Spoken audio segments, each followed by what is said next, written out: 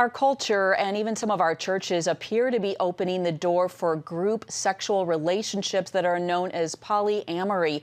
It is the practice of having more than one sexual partner with the consent of all the partners involved. A recent Christianity Today piece cited research by sociologist Mark Regeneris that shows almost a quarter of church-going people believe that polyamorous relationships are morally permissible.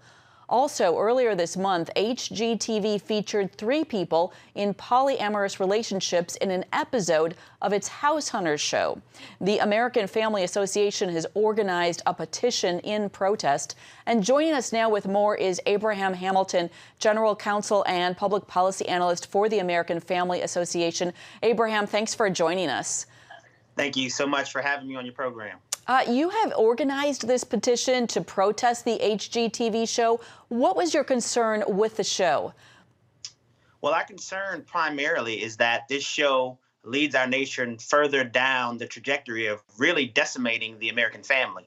My organization was among many others who argued that once our nation went down the road it went with the Obergefell decision, should we have chose to go down that road, then you would open the door to all manner of various adult relationships. And people that are advocating for polyamorous relationships and polygamous relationships, they're using the exact same arguments that were used in the lead up to the Obergefell decision. Just in recent weeks, a Senate committee in Utah moved to basically... Excuse me, can you tell me a little bit about this particular TV show and what it was that was your concern? Yes, my concern is that HGTV is an influential program. Our concern is that it's an influential program and that it is furthering the decimation of the family here in the United States of America.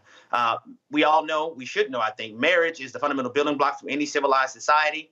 The family is the fundamental unit of a civilized society. And once you open the door beyond what I would argue is God's definition for marriage, you set our nation and our culture on the course to decimate that fundamental building block of society. Okay. And how many people have responded to your petition, and any response from HGTV? Well, to HGTV, they have not responded directly to us yet. And the last time I checked, we've eclipsed 42,000 people who have signed. That number goes up every time I check it again. And that just shows that there are a number of people in our country who recognize what's happening to the family, and they want to see it stopped and reversed.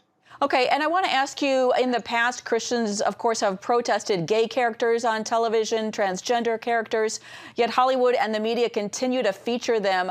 Is it productive to protest? Do you see it as what is your motive in doing these protests? Well, the motivation is to try to persuade the hearts and minds of the people in our nation. And it is a productive mechanism because just as HGTV, Disney, and other entities are attempting to convey their messages, they're trying to do the exact same thing. And so we find it important at the American Family Association not to allow their messages to be propounded unchallenged, but that we provide a robust counter narrative, really, that moves us closer to what God designed the family to be. And we see that as the best fit for our country.